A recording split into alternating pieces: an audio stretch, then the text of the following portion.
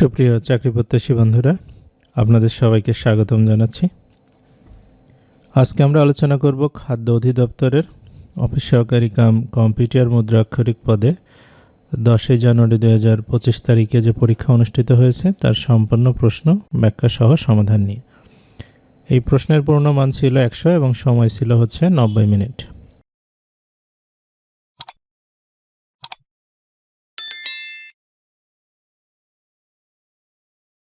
তো প্রথম প্রশ্ন ছিল এক কথায় প্রকাশ করুন যা দমন করা যায় না।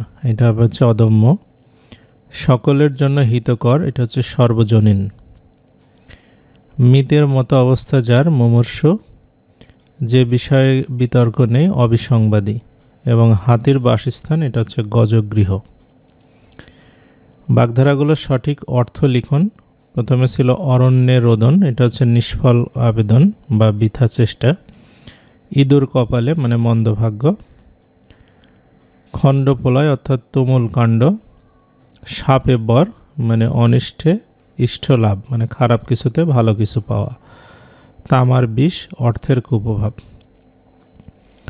এরপরে কারক ও বিভক্তি নির্ণয় করুন। প্রথমে ছিল সমিতিতে চাঁদা দাও, এটা হবে সম্প্রদান কারকের সপ্তম বিভক্তি। বাবাকে বড্ড ভয় পায়, যেহেতু ভয়টা বাবার কাছ থেকে আসবে সুতরাং এটা অপাদান কারকে দ্বিতীয় বিভক্তি। হৃদয় আমার নাচেরে আজিকে, এটা আজিকে অর্থাৎ দিন বোঝাচ্ছে, অধিকরণ কারকে দ্বিতীয় বিভক্তি। ডাক্তার ডাকো, এটা হচ্ছে কর্মকারকের শূন্য বিভক্তি। এবং আলোতে অন্ধকার দূর হয়, এটা হচ্ছে আলোতে করণ কারকের সপ্তম বিভক্তি। এরপরে 4 বলছে সন্ধি বিচ্ছেদ করুন। প্রথমে ছিল পরীক্ষা, এটা হচ্ছে পরিযোগ ইক্ষা। অভ্যুত্থান অভিযোগ উত্থান। ষোড়শ ষটযোগ 10। অহর্নিশ অহযোগ নিশা। তত্ত্ব এর সন্ধি বিচ্ছেদ হচ্ছে তৎযোগ তয়বায়। 5 বলছে সংক্ষেপে উত্তর আর কি। I stitch in time saves 9, এর বাংলা অনুবাদ কি? সময়ের 1 ফোর অসময়ের 10 ফোর। সবুজপত্র পত্রিকার সম্পাদককে? প্রমোদ চৌধুরী। পাশের লোক কিছু বলে, এটা কবিতাটির রচয়িতাকে? কামিনী রায়। সারপত্র কাব্যগ্রন্থের রচয়িতাকে? সুকান্ত ভট্টাচার্য। বাংলা গদ্যের জনক কাকে বলা হয়? ঈশ্বরচন্দ্র বিদ্যাসাগর। 6 থেকে সংক্ষিপ্ত প্রশ্ন ছিল আমদানি কোন ভাষার শব্দ? এটা হচ্ছে ফার্সি শব্দ। পাচ্য শব্দের বিপরীত শব্দ কোনটি? প্রতীচ্য বা পাশ্চাত্য। লাঠালাঠি কোন সমাস? লাঠিতে লাঠিতে যে লড়াই, ব্যতিহার ব্রহ্মী সমাস। নত্যবিধান কাকে বলে? যে বিধি অনুসারে তৎসম শব্দে মূর্ধন্যর ব্যবহার হয় তাকে নত্যবিধান বলে। কোন সাহিত্যকর্মে সান্ধ্য ভাষার প্রয়োগ রয়েছে? এটা হচ্ছে চর্যাপদ। এরপরে 7 থেকে ইংরেজি বলছে write down the meaning of the following idioms and phrases. A man of straw, এটা অর্থ হচ্ছে তুচ্ছ লোক, মানে যার কোনো ধরনের সাবস্টেন্স নাই বা ইন্টিগ্রিটি সততা নাই। Jamal is a man of straw. Keep up with, এটা অর্থ হচ্ছে বজায় রাখা বা কন্টিনিউ রাখা। Wages are falling to keep up with inflation. Bad blood অর্থ শত্রুতা। There has been bad blood between 2 families for years. Bottom line অর্থ হচ্ছে গুরুত্বপূর্ণ বিষয় বা essential point. How will the rise in interest rates affect our bottom line. এবং up and doing, এটার অর্থ হচ্ছে কর্মঠ বা কাজে যে active. You should be up and doing. এরপরে আমরা চলে আসি হচ্ছে fill in the blanks with appropriate preposition. প্রথমে ছিল হি ক্রেভস ও হেলথ, এটা হবে ফর ও health. He is lacking in courage হবে। তারপরে open at page 80। He is indifferent to his study হবে। এবং হি ডাইড অফ কলেরা হবে। 9 বলছে change the following sentence into indirect speech. প্রথমে ছিল he shed to me did you help me, এটা হবে he asked me if I helped him. খ number বলছে Mitu said what a pity, এটা হবে Mitu exclaimed with joy that it was very pity. গ number ছিল he said friends goodbye, এটা হবে he bade his friends goodbye. Luna said let's go for a walk, এটা হবে Luna proposed that they should go for a walk. এবং finally ছিল my grandfather said I will have a glass of milk at night. My grandfather said that he would have a glass of milk at night. এরপরে 10 বলছে translate into English. অন্যের দোষ ধরা সহজ, it's easy to find fault with others. আমি যদি doctor হতাম, if I were a doctor. গ নম্বর বলছে আমি 5 বছর যাবৎ ঢাকা শহরে বাস করছি, এটা হবে I have been living Dhaka city for 5 years. ধূমপান স্বাস্থ্যের জন্য ক্ষতিকর, smoking is injurious to health. ভাবিয়া করিও কাজ, করিয়া ভাবিও না, look before you live. Change the voice of the following sentence as directed. প্রথমে ছিল হি র্যান এ রেস, এটা প্যাসিভ করতে হবে, a race was run by him. তারপরে smoke fills the room is filled with smoke. Who killed the bird, এটা হচ্ছে by whom was the bird killed. ঘ বলছে লেটস ওয়ার্ক বি ডান, এটা হচ্ছে ডু দ্য ওয়ার্ক। এবং the house is being build, এটা হচ্ছে দ্য হাউস ইজ বিল্ডিং। 12 থেকে ছিল write the sentence with correct right form of verbs indicated in bracket. প্রথমে ছিল what you do last night, এটা যে লাস্ট নাইট আছে তাহলে হচ্ছে হোয়াট ডিড ইউ ডু হবে। এরপরে বলছে I open the door as soon as I heard the bell হবে, অর্থাৎ ওপেনড অ্যাজ সুন অ্যাজ এর আগে পাস্ট টেন্স আকারে আছে, পরেরটাও হার্ড, এটাও পাস্ট টেন্সই হবে। The weather bad we can't go out, weather is bad. তারপরে হি ফেল্ড হিজ প্রমিস, এটা টু কিপ হিজ প্রমিস হবে। এবং the exam start before I reached the hall, বিফোরের পূর্বে হ্যাড প্লাস ভার্বের পাস্ট পার্টিসিপল হবে। এরপরে 13 থেকে গণিত ছিল, বলছে একটি নৌকা স্থির পানিতে ঘন্টায় 6 কিলোমিটার যেতে পারে। স্রোতের প্রতিকূলে 6 কিলোমিটার যেতে নৌকাটির 3 গুণ সময় লাগে। স্রোতের অনুকূলে 50 কিলোমিটার যেতে কত সময় লাগবে? তাহলে আমাদের নৌকাটি হচ্ছে দেওয়া আছে, নৌকার বেগ হচ্ছে 6 কিলোমিটার, স্রোতের প্রতিকূলে 6 কিলোমিটার যেতে 3 গুণ সময় লাগবে, মানে প্রতিকূলে 6 কিলোমিটার যেতে সময় লাগবে 3 ঘন্টা।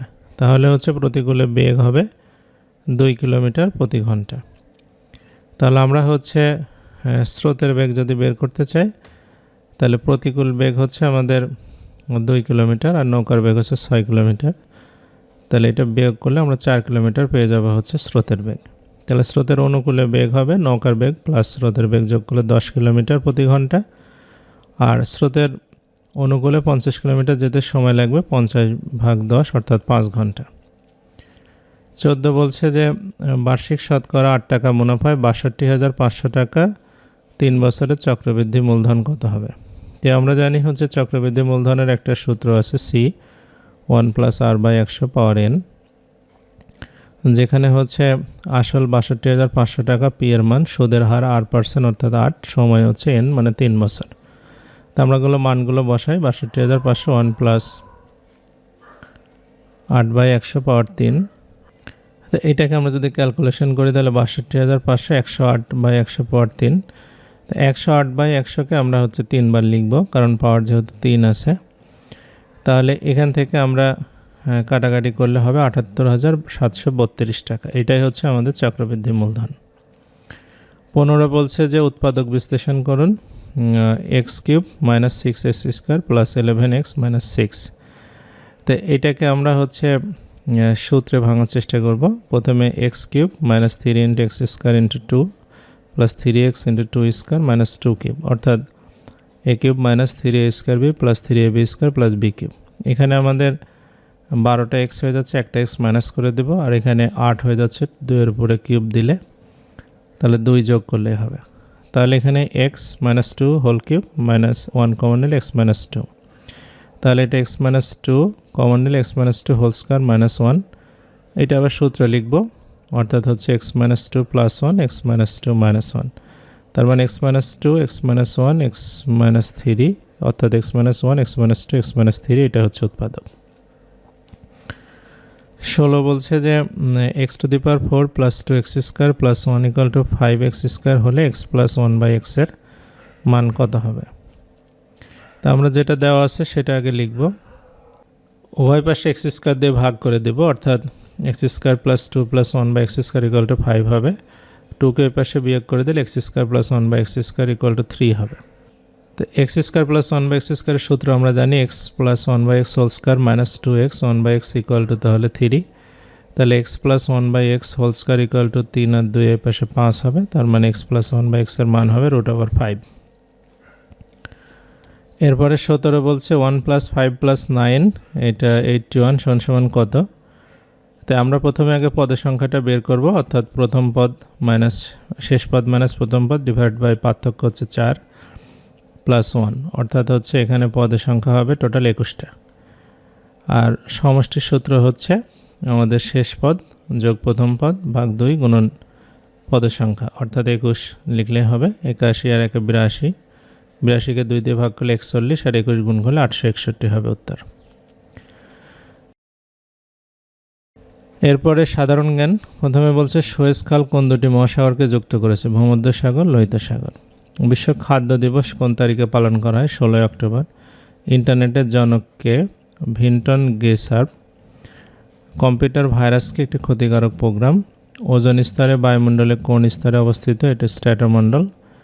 আমরা যদি না জাগিমা কেমনে সকাল হবে? রচয়িতাকে? কাজী নজরুল ইসলাম। আন্তর্জাতিক নারী দিবস 8ই মার্চ। চ্যাট জিপিটির উদ্ভাবক কে? Sam Altman. পেনিসিলিন কি? এটা এক ধরনের অ্যান্টিবায়োটিক। কোন দেশকে হাজার হ্রদের দেশ বলা হয়? ফিনল্যান্ড। হিমালয়ের কন্যা বলা হয় কোন জেলাকে? পঞ্চগড়। হালদা ভ্যালি কোন জেলায়? খাগড়াছড়ি। বিশ্বব্যাংকের সদর দপ্তর কোথায়? Washington DC. এরপরে 19 বলছে সুষম খাদ্যের উপাদান কয়টি? 6টি। শর্করা, আমিষ, স্নেহ, ভিটামিন, খনিজ লবণ ও পানি।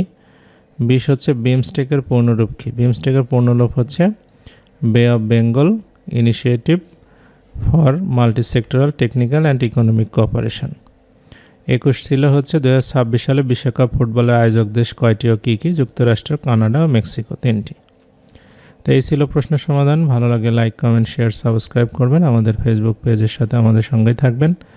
সে আশা করে আজকের মতো শেষ করছি। সবাইকে অসংখ্য ধন্যবাদ।